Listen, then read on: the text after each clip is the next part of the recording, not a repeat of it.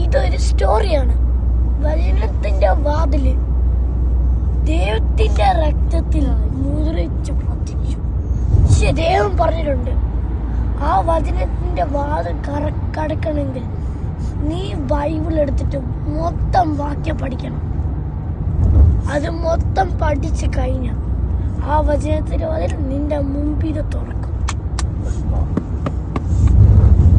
ദൈവം പറഞ്ഞിട്ടുണ്ട്, ഒറ്റൊരു ഡെവലിനും എന്റെ കുട്ടികള് എന്റെ പീപ്പിള് തൊട്ട് പോയിക്കത്തില്ല. അതെന്തായിരിക്കും? ഞാൻ അവരെ സൂക്ഷിച്ചിരിക്കും. ദൈവം പറഞ്ഞിട്ടുണ്ട്, ആരെങ്കിലും എന്നോട് പ്രാർത്ഥിച്ചു ഞാൻ അവരോട് പ്രാർത്ഥിക്കും. ഒരു ദൈവം പറഞ്ഞിട്ടുണ്ട്, ഇന്നൊരു നല്ലൊരു ദിവസം പറ്റിയിരിക്കും. മേളത്തെ ചർച്ചിൽ ഞാൻ പറഞ്ഞ പോലെ അവിടെ ആൾക്കാർ കൂടി വന്നേക്കും.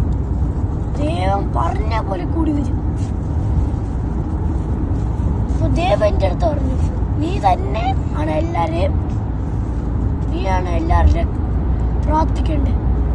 നീ അവരോട് പ്രാർത്ഥിച്ച ഞാൻ നിന്നോട് പ്രാർത്ഥിക്കും. ദൈവം പറഞ്ഞിട്ടുണ്ട്, ഏതാളുടെ തലയിൽ നീ തൊട്ട ഒരു ശത്രു പറ്റും. ദൈവം പറഞ്ഞിട്ടുണ്ട്, എന്റെ കുട്ടികളെ ഞാനും വേഗം ഹെവനിട്ടു. പക്ഷെ ബാഡ് നോട്ടി ചിൽഡ്രനെ വേഗം ഹെല്ലിലോട്ട് കൊണ്ടുപോകും.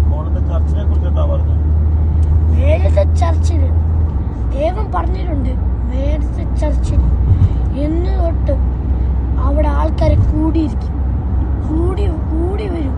പിന്നെ പുതിയ പാസ്റ്റർമാര് വരും. പിന്നെ ഏതൊരു കുഴപ്പമില്ലായിരിക്കും. ദൈവം പറഞ്ഞിട്ടുണ്ട്, ഞാൻ എല്ലാവരും അനുഗ്രഹിക്കും. എനിക്കറിയാം ആർക്കും എന്നെ കാണാൻ പറ്റൂല, പക്ഷെ എനിക്ക് നിങ്ങളെ കാണാൻ പറ്റും. നിങ്ങൾക്ക് എന്നെ അറിയാൻ പറ്റും. ദൈവം പറഞ്ഞിട്ടുണ്ട്, ഞാൻ നിങ്ങളുടെ എല്ലാവരുടെ തല കൈവെക്കും.